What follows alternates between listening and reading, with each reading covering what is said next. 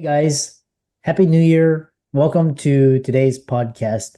I'm really excited about today's guest, Deb Schell, and she is helping entrepreneurs find calm building a business they love. She's a creator to community builder, which we'll talk about, but it's going to be a really fascinating conversation on building community, building a membership, and I'm really happy to have her on the show. So, Deb, welcome.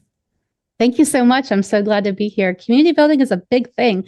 So let's talk about it because I'm excited about it. Yeah, kind of share your story, how you got started, and we'll dive right into it. Cool. So I started being a member of an online community because a couple of years ago I was trying to learn how to build an online business.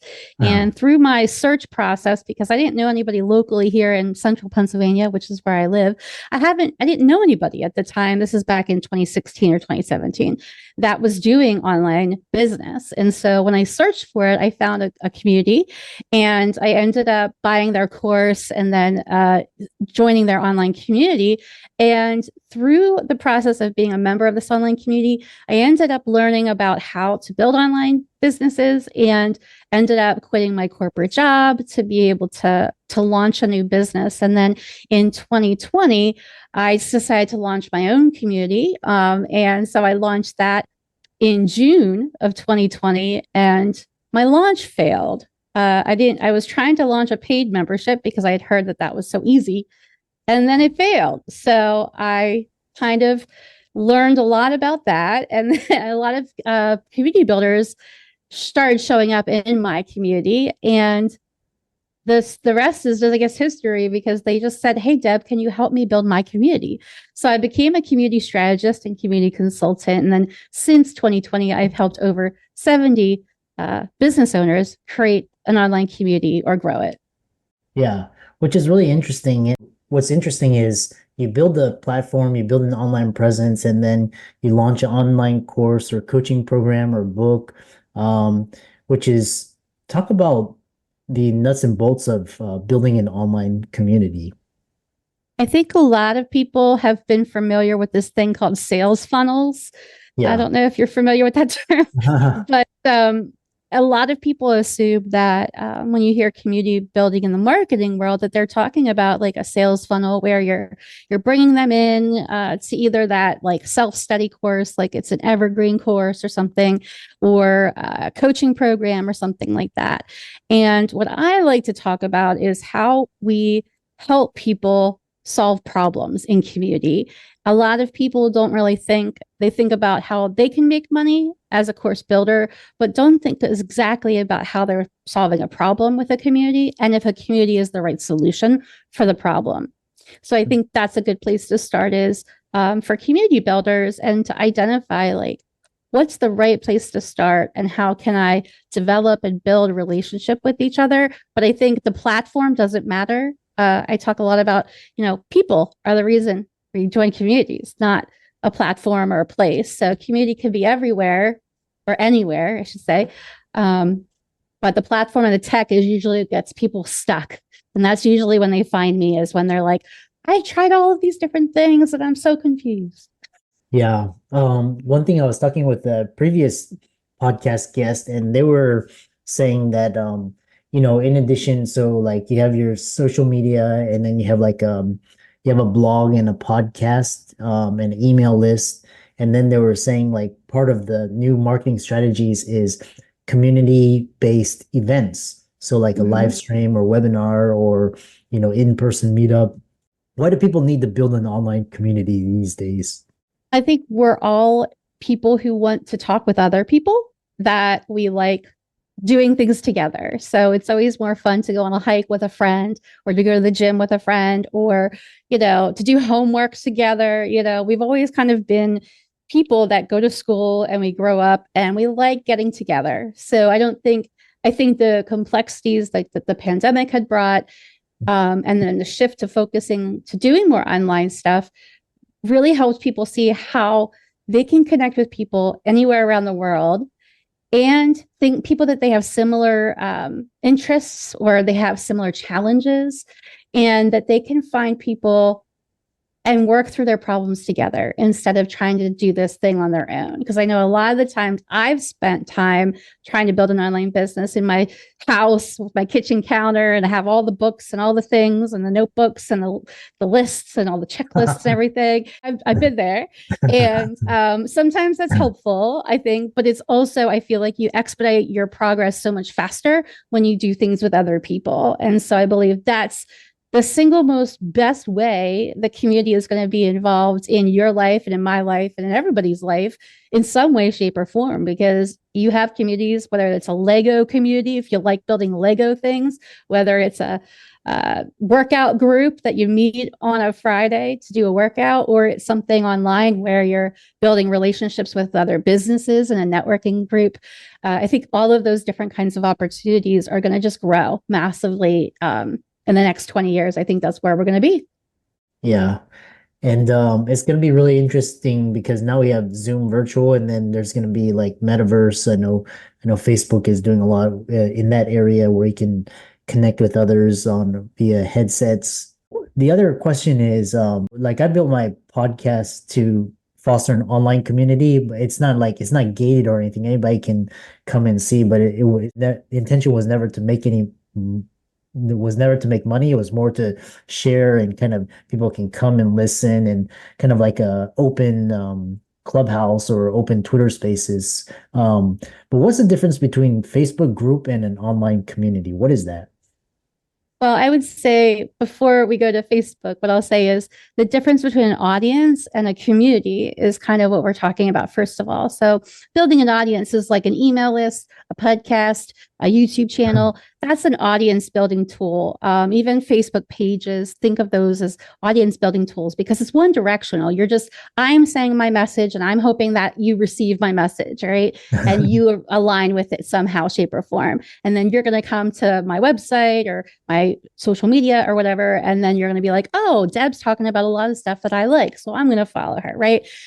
That, though, is just that one-way directional between you and I. Now, a community is really talking about how to connect our audiences with each other. So thinking about, okay, if I have some people who are joining the email list and then I invite them into an online community, then they can actually meet each other. And so then I can actually have a Zoom and we can connect those people.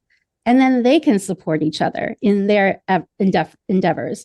Right now, I have the Community Builders with Purpose community, and that's what we're doing together inside that is the new Community Builders with Purpose community offers masterminds, and then we have a monthly event to talk about my book, The Creator Community Builder book. So those are some ways that's different. Now, I'll tell you about the Facebook. Facebook groups, I think, it could be a community because there you have the opportunity to connect your members with each other. However, it's really still facilitated by the host and not necessarily member led. And so what I like to say there is Facebook is the community for everyone. And in the future, we're looking for a community that's just for me. Like what is the community for Deb and how do I find those places? Because I don't care about all the other things that are happening on Facebook, right? I just want to find my people. And so that's what we're going to see in the next, we're already seeing it now is these off social media platforms like Circle, Mighty Networks, and there's a lot of other platforms that are building off of social media.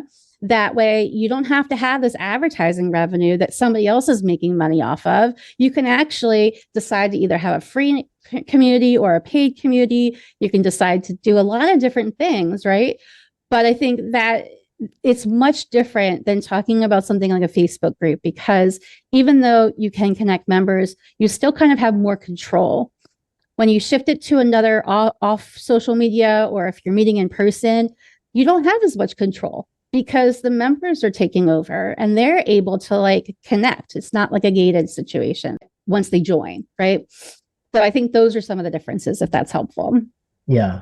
I love that difference between audience and then community, and then basically gated versus non-gated. So then the next question is, how do you know if a community is the right direction? If it solves a problem, right?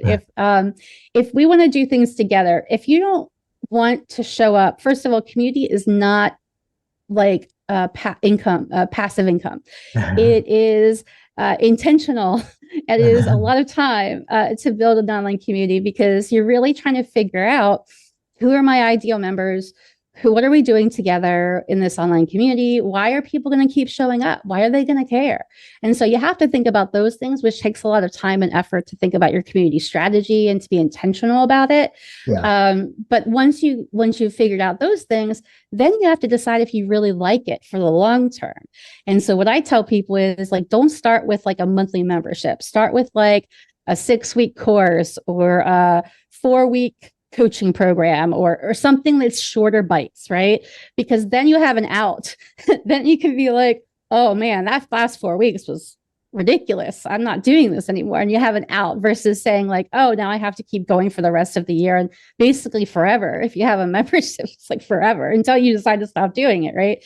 So I think that's something important to think about, is in your day, what space do you have for this? What excites you, and where do you show up? Like, if you love Facebook, then maybe a Facebook group is a great opportunity to build better relationships with some of your audience. But if you're like, I hate Facebook, well, then you're not going to want to build there, because you don't spend time there and it's not going to be enjoyable. So I think it's important to find ways to do things in community with others that you enjoy doing, and to just build more relationships, because that's really what community building is. At the end of the day, we're just building relationships. We're trying to get to know each other a little bit more, instead of like, I only know surface level, but I know 1,000 people, but I only know them on the surface level. Like, I can probably okay, I know they do this thing, but I don't know anything else about them. Versus, oh, I have really great conversations and I know a lot about these 20 people that are in my community. That's a way different conversation and a way different way to operate. A community, though, is not always the solution. So if I was saying this with some people the other week, a taco. All right. So I go to a taco stand to get tacos, right? I don't go to your house unless you're hosting a party to have tacos, but we could have a taco night together. And if we all had friends and we all love tacos, then it could be a great community solution to say, all right, we're going to have a Taco Tuesday every night, and we'll rotate at each person's house. Or we're going to send you tacos virtual, and then we can all jump on the Zoom and we can all eat our tacos at the same time.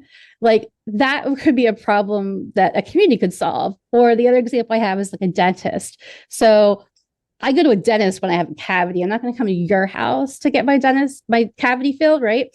But maybe I need a community to help me build healthier habits so that I don't get those cavities. So maybe there's a community that reminds me of dental care, and are a healthy way for me to remember to, and then I can check in with people and say, I brushed my teeth today, something, these small wins that we have that we can celebrate. So that would be where, but the dentist is the person you're hiring to, you're paying them the money to fix the actual problem. But the habit of keeping this to be a better solution for later is the community solution. So I think that's a good kind of a definition of okay, is this a specific thing, like a service, like a tax preparation person, or any professional services? You're going to hire somebody for that solution, and then it's fixed. But if it's something that you're struggling with, like losing weight or trying to find a job or trying to build a business or trying to scale a business or build a podcast, all of those things are great examples that could be a community solution. Yeah, interesting. So it's kind of depending on, and it kind of reminds me not everybody needs a community. It certainly allows you networking and scale, and it has its but one of the guests, he was talking about he uses social media to start conversations. He's not using social media to get leads or to get followers. And then other people are using social media for social proof. That's where their work is. They advertise that, and that's how they get clients. So it's really interesting to hear you talk about community, based on your needs. How is a community different than a mastermind? If that's a appropriate question. So in my book, I have a couple different community strategies and structures. And so I won't go too deep down this rabbit hole, but I'll just say that if you haven't heard the term mastermind, basically it's a group of people that are getting together and they agree that they all have shared wisdom, that you know something and I know something, and we're all working on something together. So a good example is like a business mastermind. So we show up weekly on a Zoom call for 12 weeks and commit to doing certain things for our business. And the group needs to keep each other accountable. And so if I say, okay, Christopher, by next week, I am going to have my landing page done and I'm going to have some emails together to send out for my newsletter. I'm going to have like February content done. And then next week, you're going to be like, Deb, did you do that stuff? And if not, why not? What's getting in the way? And so it's more about let's keep each other accountable to move forward. So it's a specific community with a specific community structure and a specific community strategy. It's more structured. Other people don't like structure. Other people would rather have an open space where people can flow in and out. So I think it really depends on your personality as to what kind of structure you want. And there's a lot more that we could go into there, but I'll just say those are kind of the differences overall. Yeah. And another follow-up question is, how are the skill sets of building and leading? I'm sure building, leading, and managing community is different than building an audience. So kind of highlight the key skill sets and differences.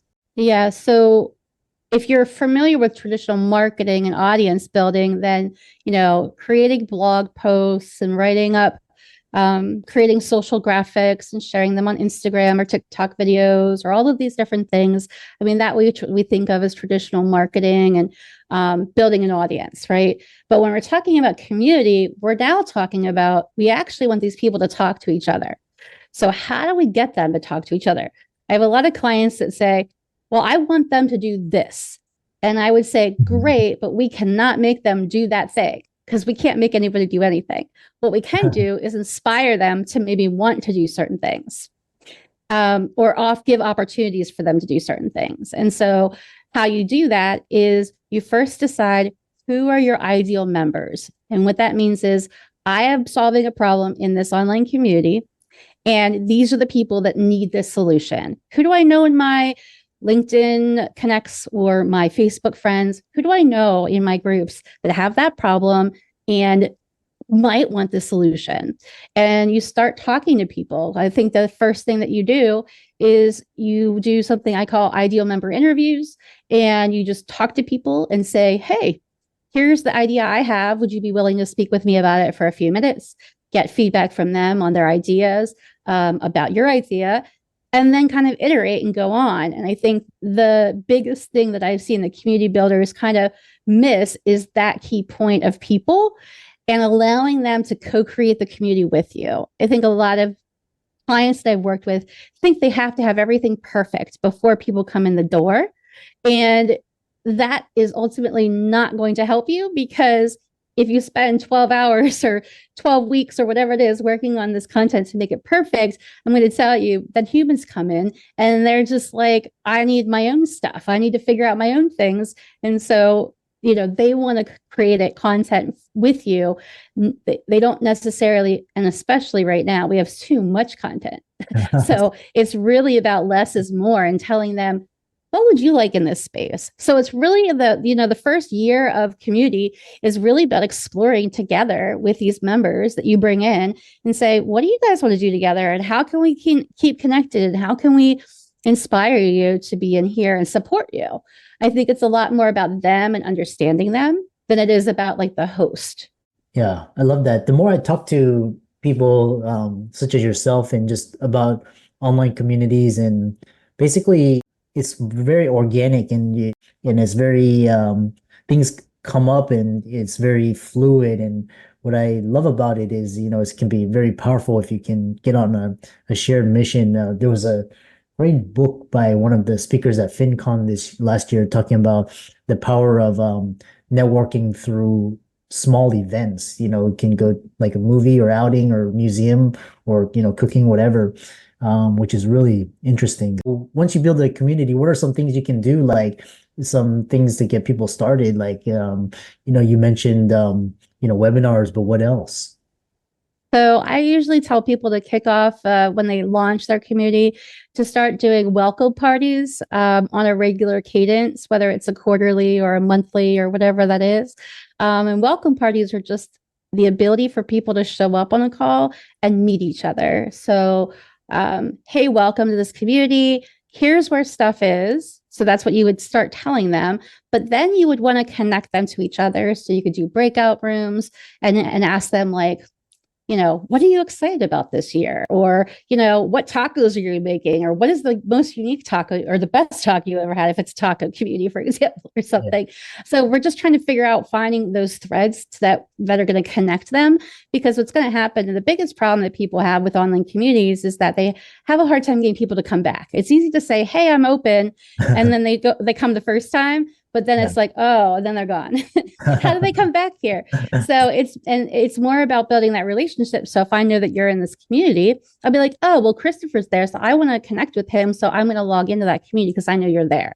And so if you and I had a conversation for 5 minutes in a breakout room, and then we got to know each other some more, oh, well then, okay, now I know who's in the room.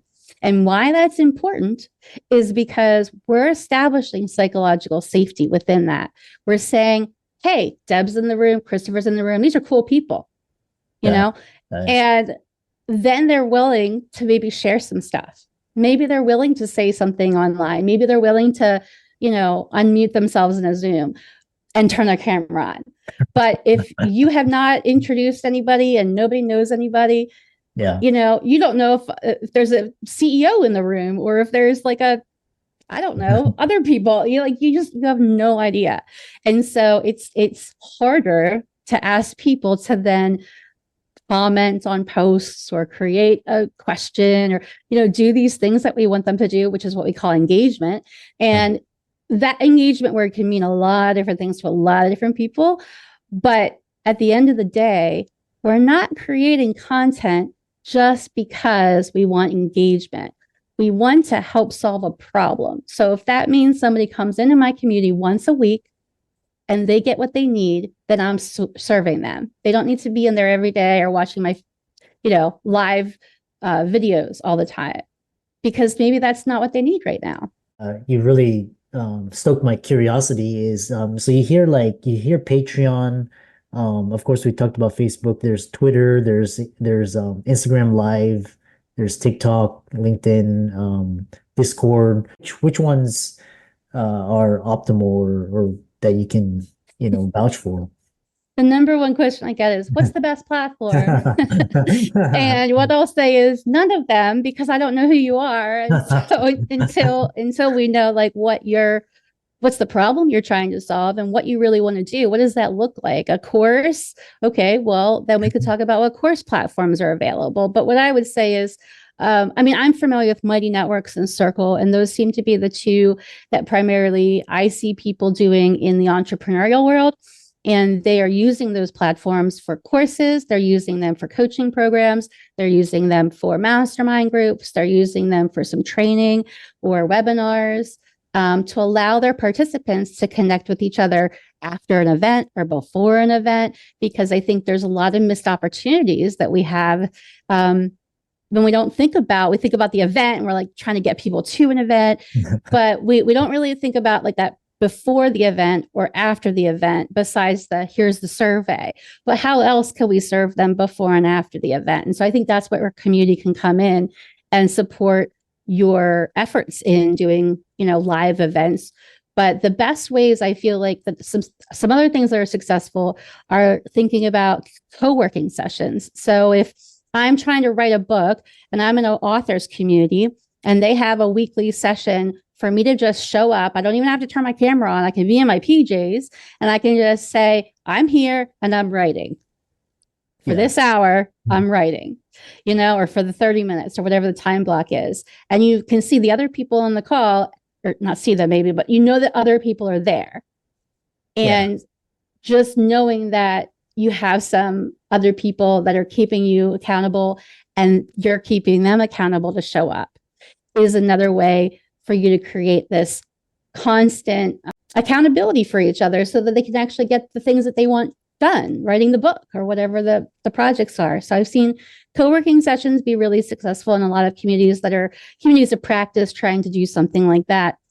Even like watch parties have become really popular, right? If we all want to watch the same movie, or if we want to, I've done yoga together with people in like New Zealand and Australia, because we just put a YouTube video on and I had a Zoom call and we just did yoga together.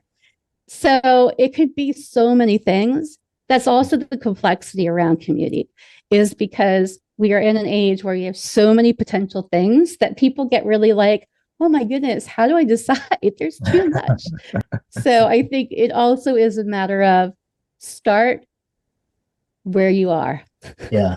And where you want to prioritize your time and focus for your business, for your life, whatever it is, and start slow, because no community becomes 10,000 members in one day, or 500 or 50.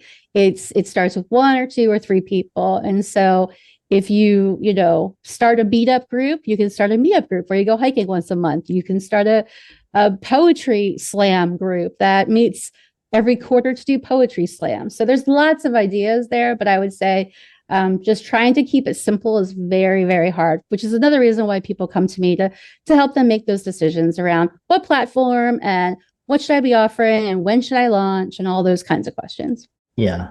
How can people contact you and check out the work that you do and check out your social media? Yeah, so I have a website called findcalmhere.com. It's going to be the best place for you to find a lot of the resources there. I do have some great podcast episodes from my podcast called the Community Strategy Podcast. And so there's some great interviews there, which is also on the website. And then my book, there's a link to purchase my book there, and it's called Creator to Community Builder, Find Calm While Building Your Online Community. It's a very easy, short, readable book that you can like pretty much probably get done in less than a week, even if you're not a really active reader, because it's really more worksheet based and focused on action items. So asking you some prompting questions and then getting you to kind of think around your ideas and then say, okay, now I have a plan. Yeah, I love that. Yeah. And like I said, it's always been an interest of mine to build community, and it's really hard. It's like hard to build an audience. But once you do that, you're thinking like how to create engagement and interaction. So really interesting discussion, and all of Deb's resources will be in the links and show notes. Be sure to give her a like and follow on social media as well as her website. And with that, thanks so much for coming onto the podcast. Thank you.